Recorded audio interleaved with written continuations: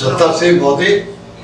मैं 78 years old. क्या मेरे छाती में थोड़ा 2-3 महीने से दर्द हो रहा था, चलने में दिक्कत आ रही थी, इसलिए मैंने अपने बच्चे को कहा मुझे डॉक्टर को दिखाओ। तो ये मेरे को हॉस्पिटल लेके वहाँ एंजियोग्राफी कर रही। एंजियोग्राफी में उन्होंने कहा कि इसमें स्टंट नहीं लगेगा, आपको तो बाईपास सर्जरी करवानी पड़ेगी। फिर मेरे बच्चे ने कॉन्टेक्ट किया डॉक्टर लाल और नागा साहब से। तो डॉक्टर साहब ने बताया आप यहाँ आ जाइए, आपको आज जापानी पद्धति से आपके नली को, आपकी वेन को क्लियर कर देंगे, उसके बाद आपको स्टंट लगा देंगे। तो फिर हमारे बच्चे ने हमारे को अहमदाबाद लेके आए। अहमदाबाद में डॉक्टर लाल साहब से कॉन्टेक्ट किया, फिर आपने हमारे को काफ़ी कोऑपरेट किया और हमारा ऑपरेशन किया यहाँ पे। तो सक्सेसफुली स्टंट लगा दिए और काफ़ी वेन क्लियर कर दी।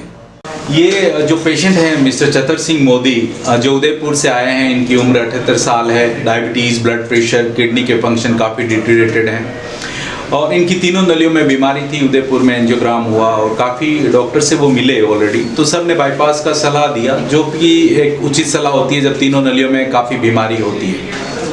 लेकिन पेशेंट की कंडीशन और फैमिली का सोचना ऐसा था कि वो बाईपास टॉलरेट नहीं कर पाएंगे, तो बाईपास से बचाने के लिए एंजियोप्लास्टी का एक ऑप्शन रहता है, पर इसमें हमें काफ़ी हाई टेक्निक से करना पड़ा, जिसे बर लेते हैं हम, डायमंड बर होता है, डायमंड कोटेड बर होता है, उससे हम ड्रिलिंग करते हैं कोरोनरी आर्टरी के बारे में।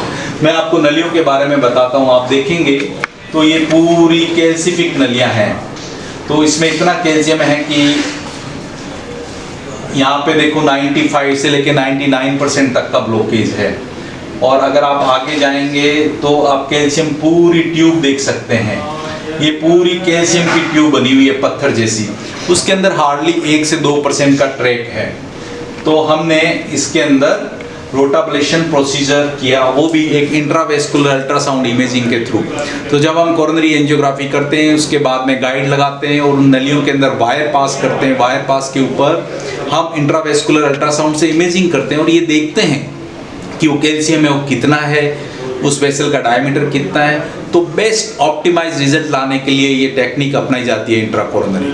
तो हम जो वेस्कुलर इमेजिंग किया, इंट्रावेस्कुलर अल्ट्रासाउंड किया, वो रोटाब्लेशन से पहले किया, फिर हमने रोटाब्लेशन किया।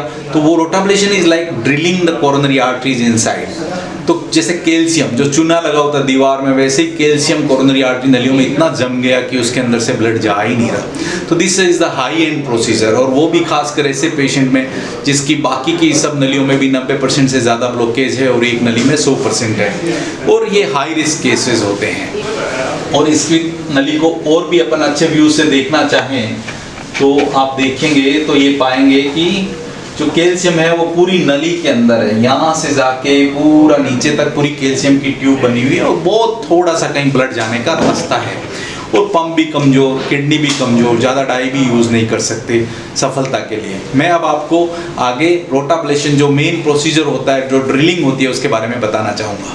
ये आप जब देख रहे हैं इसके अंदर जो एक ड्रिल जैसा हो रहा है इसके अंदर, और ये जो काली सी टिप दिख रही है आपको, ये डायमंड कोटेड होती है और ये बर होता है। तो ये बर होल जैसे ड्रिलिंग करते हो आप दीवार के अंदर, वैसे ही हार्ट की नलियों के अंदर हम ड्रिलिंग कर रहे हैं रास्ता बनाने के लिए। दिस इज द हाईएस्ट और मोस्ट कॉम्प्लेक्स प्रोसीजर इन कोरोनरी आर्टरी स्टेंटिंग। और ये ऐसे ही केसेस में किया जा सकता है जो पेशेंट बाईपास नहीं चाहते हैं, खूब ज़्यादा कैल्शियम है, नलियों के अंदर एकदम रास्ता नहीं है, और अच्छे से अगर किया जाए तो पेशेंट उसी समय भी होश में रहता है, बाद में भी फिट रहता है। Recovery period is just 1 or 2 days, और उसमें भी पेशेंट होश में रहता है, अपना खाना खुद खा सकते हैं, यूरिन पास कर सकते हैं, पूरे प्रोसीजर के ड्यूरेशन में भी पेशेंट बात करता है और लोकल एनेस्थीसिया में करते हैं। तो ये डायमंड कोटेड बर है और इससे हम इस पूरी कैल्शियम की नली में ड्रिलिंग कर रहे हैं।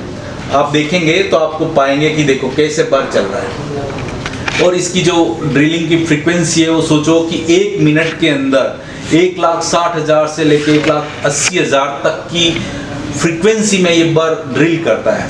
और इस तरीके से ये ड्रिलिंग करने के बाद ये वायर के ऊपर कर रहे हैं। वायर आप देख सकते हैं, काला जो टिप दिख रही है ये पूरे वायर के ऊपर बरिंग हो रही है।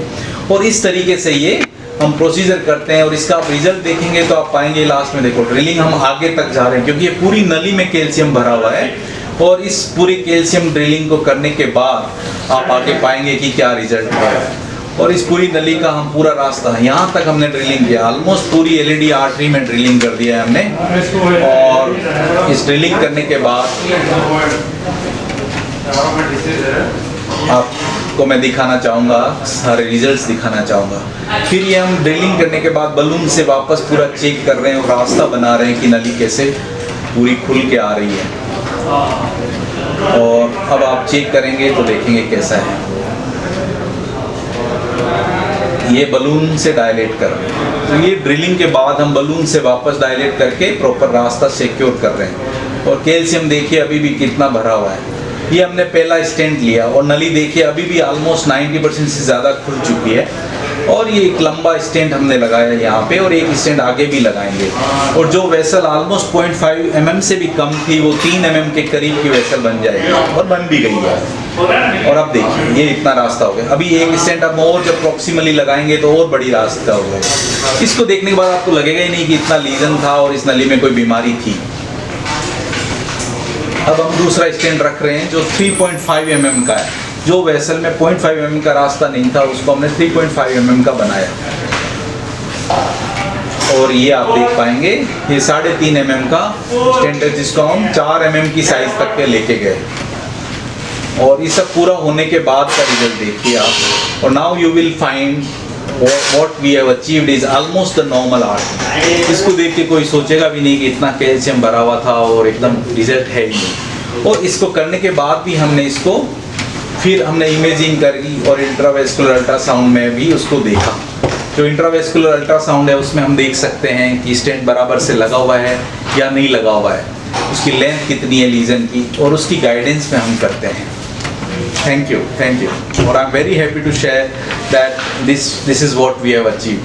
Myself, Dr. Lal Daga, I'm working as a senior interventional cardiologist at Apollo Hospitals, and I regularly visit Udaipur as well as Jodhpur also, once in a month. Thank you, thank you.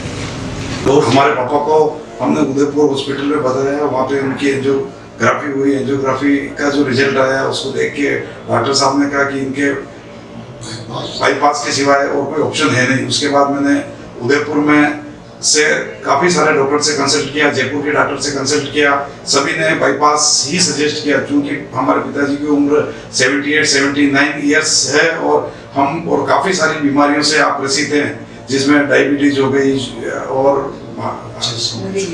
काफ़ी सारी दूसरी सारी बीमारी थी, तो उसके recovery में भी काफ़ी दिक्कत थी। तो हमारी ऐसी इच्छा थी कि बिगर बाईपास यदि अगर पिताजी का इलाज हो जाए तो हमारी मन की तमन्ना थी। तो फिर हमने इस विषय में सब तरह चर्चा करते रहे। फिर अपोलो हॉस्पिटल में डॉक्टर लाल जी डागा साहब का हमको एड्रेस मिला और हम लाल जी डागा साहब के पास अपोलो हॉस्पिटल आए। और यहाँ पे आने के बाद डॉक्टर साहब ने हमारा रिपोर्ट देखी। रिपोर्ट देखने के बाद देखा काफ़ी कॉम्प्लिकेटेड केस है, फिर भी डॉक्टर साहब ने इस केस को हाथ में लिया और बड़ी सफलतापूर्वक बहुत अच्छे शानदार व्यवहार के साथ में जो हमारा काम किया, हम आज डबल एनर्जी के साथ में बैठे हैं और बिल्कुल स्वस्थ और एकदम अच्छे हमारे पिताजी हैं। हमारा लाल जी डॉक्टर साहब का बहुत बहुत बहुत बहुत धन्यवाद।